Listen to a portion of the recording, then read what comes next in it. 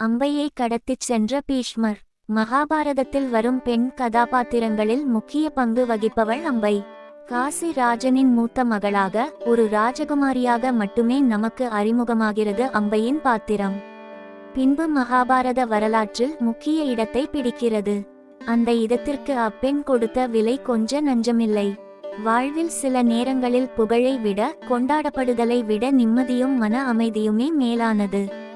அதை உணரும் போது அதற்காக நாம் அதிக விலை கொடுத்திருப்போம். இதிகாச பெண்களும் அதற்கு விதிவிலக்கல்ல. அம்பை காசி ராஜனின் மூத்த புதல்வி. அவளுக்கு அம்பிகா, அம்பாலிகா என்ற இரு இளைய சகோதரிகள் உண்டு. காசி ராஜன் தன் பெண்கள் மூவரும் பருவ வயதை அடைந்ததும் தகுந்த மணமகன்களை தேடி மணம் முடிக்க விரும்பினார். அந்த கால வழக்கப்படி 3 ராஜகுமாரிகளுக்கும் சுயம்வரம் ஏற்பாடு செய்கிறார். பல நாடுகளிலிருந்தும் எண்ணற்ற ராஜகுமாரர்கள் இந்த 3 ராஜகுமாரிகளையும் தங்கள் வீரத்தையும் பராக்கிரமத்தையும் நிரூபித்து மனம் புரிந்து கொள்ள ஆவலாக வீற்றிருந்தனர். மூத்தவளான அம்பைக்கு சௌபல நாட்டு மன்னன் சால்வனிடம் ஈர்ப்பு இருந்தது. அவனும் அவளை விரும்பினான். சுயம்வரத்தில் அவனுக்கே தன் மாலையை இடுவது என அம்பை முடிவு செய்திருந்தாள்.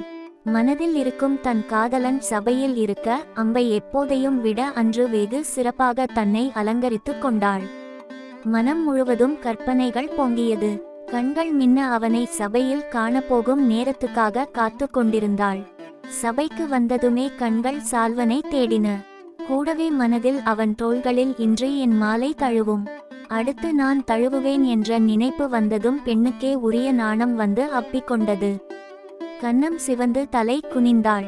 அதே சமயம் பீஷ்மர் தன் இளைய சகோதரன் விசித்திர வீரியனுக்காக பெண் தேடிக் கொண்டிருந்தார். காசி ராஜன் தன் மகள்களுக்கு சுயம்வரம் ஏற்பாடு செய்திருப்பதை அறிந்து அரசவைக்கு தானும் சென்றார்.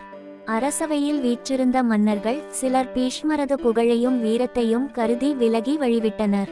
அங்கு அவர் வந்த நோக்கத்தை அறியாமல் மற்ற அரச குமாரர்கள் கிழவனுக்கு இந்த வயதில் வந்த ஆசையை பார், மீசை நரைத்தாலும் ஆசை நரைக்கவில்லை போலுள்ளதே, பிரம்மச்சரிய விரதம் முடித்துவிட்டாரோ என கேலி பேசிச் சிரித்தனர். சினம் கொண்ட பீஷ்மர் காசி ராஜனிடம், உன் மகள்களை என் நாட்டு மருமகள்கள் ஆக்கிக் கொள்ள அழைத்து போகிறேன் என்று கூறி 3 ராஜகுமாரிகளையும் தன் தேரில் பலவந்தமாக ஏற்றிச் சென்றார். தடுக்க வந்த மன்னர்கள் எல்லாம் அவரை முறியடிக்க முடியாமல் சிதறி ஓடினர்.